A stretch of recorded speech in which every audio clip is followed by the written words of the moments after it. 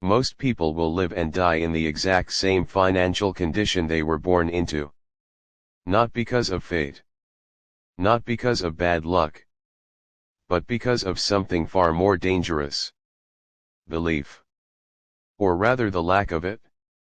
You see, poverty is not just a condition of the wallet. It is a disease of the mind. A silent, creeping parasite that feeds on fear, indecision, and doubt. It starts small. A parent who says, "Money doesn't grow on trees." A teacher who implies greatness is reserved for the few. A friend who mocks ambition. And then it takes root. From that point on, most people stop dreaming and start surviving. They shrink their world to what they know, not what they desire. And worst of all, they start to believe that success is a lottery. And only the chosen few hold the winning ticket. But let me make something crystal clear, you were not born to struggle. You were not born to repeat cycles. You were born with power in your mind that, if activated, could alter the entire trajectory of your life. Napoleon Hill said, "Whatever the mind can conceive and believe, it can achieve." And yet most people never learn to control that mind. They let it wander. They let it doubt. They let it accept mediocrity like it's some sacred inheritance. Let me ask you, who taught you how to think, not what to think, how to think? Where was the school that taught you that every fortune starts in the imagination? Where was the class on desire, on faith, on persistence? You weren't taught that because systems don't profit from your freedom. They profit from your fear. Most people stay poor because they learn to obey instead of to imagine. To accept instead of to question. To survive instead of to build. And slowly, the chains that bind them are no longer made of iron. They're made of invisible thoughts. Silent beliefs. Internal prisons. But if you're hearing this, something in you is already breaking those chains. Something in you knows, you were not designed for a paycheck-to-paycheck existence. You were not designed to worship weekends and dread Mondays. You were not designed to beg for scraps while billionaires shape the world. You were designed to create. To lead. To rise. But here's the raw truth, desire is not enough. Everyone wants more, but wanting isn't doing. Wishing isn't building. And hoping doesn't pay the price of discipline. The mind is the starting line. It is the battlefield. It is the workshop where every empire is first forged. Look at Thomas Edison. 10,000 failures, yet never poor in spirit. His wealth wasn't built on light, it was built on the refusal to quit. Look at Henry Ford. He was laughed out of the room for suggesting an 8-cylinder engine. They said it couldn't be done. He said, "Produce it anyway." That's the mind of a millionaire. Success doesn't begin in the bank. It begins in the belief that you are more than your circumstances. It begins in the decision to stop participating in your own oppression, and most people never make that decision. They say, "I'll start when I have more time." Or, "I'll invest when I have more money." But money doesn't come to the cautious.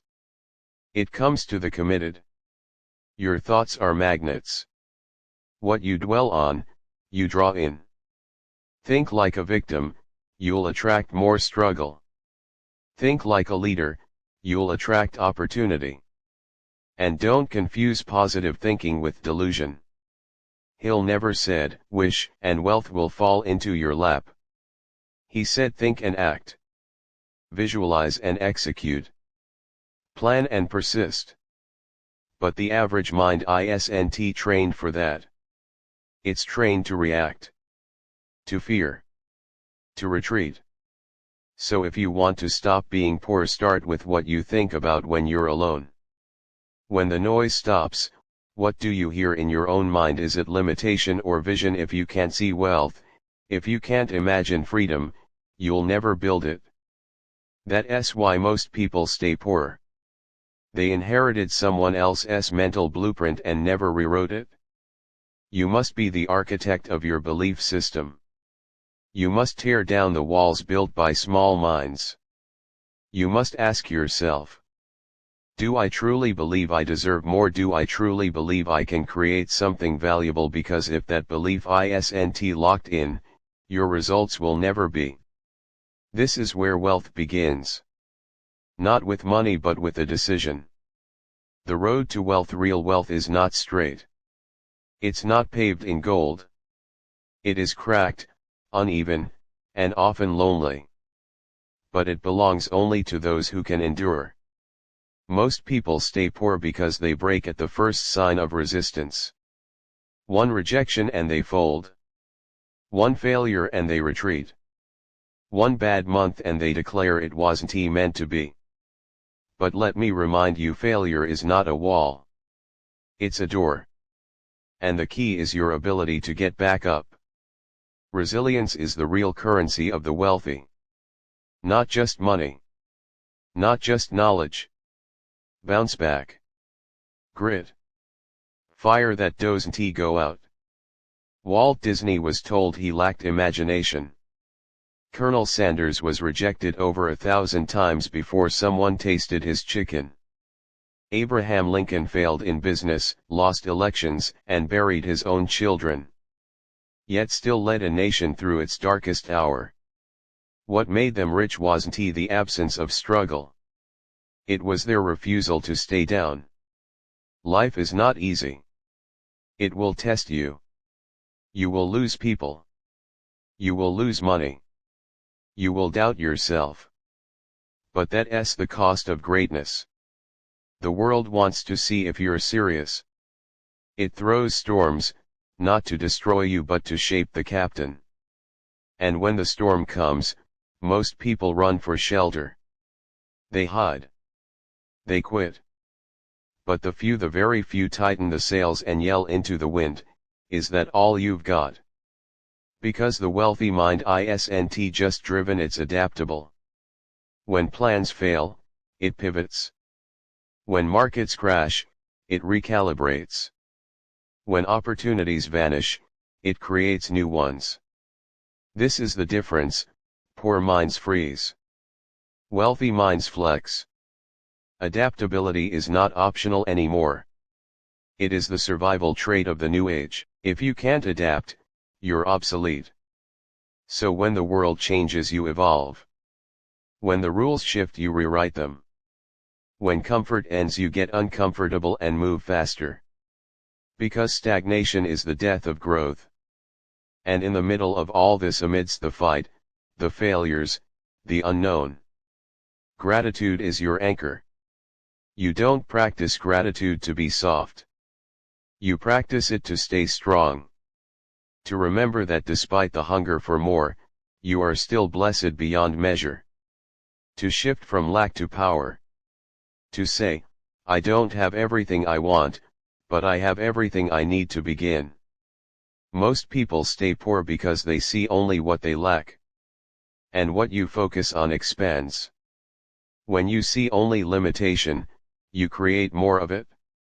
When you obsess over what you don't have, you miss the infinite power of what you do. You have a mind. You have a will. You have a choice. And that alone makes you dangerous. Because the greatest transformation doesn't come from money. It comes from fire. Fire in your soul that says, I was not born to bow, I was born to build. Sixth chunk, learning, self-mastery, and inner evolution. 800 words. If you want to leave poverty behind forever, you must make one permanent decision, to become a lifelong student. Not of school. Of mastery. Most people stop learning after graduation. But wealth builders, they never stop feeding the mind. Because they know this truth, the level of your income will never exceed the level of your personal development. You want more money? Learn to handle pressure. Learn to lead people. Learn to communicate powerfully. Learn to make decisions with confidence. This is not magic. This is mental infrastructure. You can't build skyscrapers on a foundation made of excuses. You can't hold abundance with a mind wired for scarcity. So read the books. Study the giants. Ask better questions. Watch your thoughts like a hawk. And most of all, invest in your inner world. Because the outside world reflects who you are, not what you want. And here's the uncomfortable truth: most people stay poor because they never confront themselves. They don't study their fears. They don't question their habits. They don't examine their thinking. They blame everything external, while the real enemy sleeps inside their own mind. The enemy is the comfort zone. The need to be right. The addiction to entertainment. The fear of looking foolish. But if you want to evolve, you must destroy the old version of you. And that's not comfortable, it's violent. You have to unlearn the lies. You have to disappoint the mediocre. You have to walk away from the tribe that keeps you broke. Because you cannot become extraordinary while staying loyal to your old self. Self-mastery is war. It is waking up and doing what needs to be done whether you feel like it or not. It is learning to rule your emotions, instead of being ruled by them. It is choosing structure over chaos. Purpose over pleasure. Legacy over likes, and every day you resist that pull toward mediocrity, you rise. This is the daily climb. The eternal battle between the man you were, and the legend you're becoming. And with every choice, every action, every sacrifice, you either feed your future or your fear.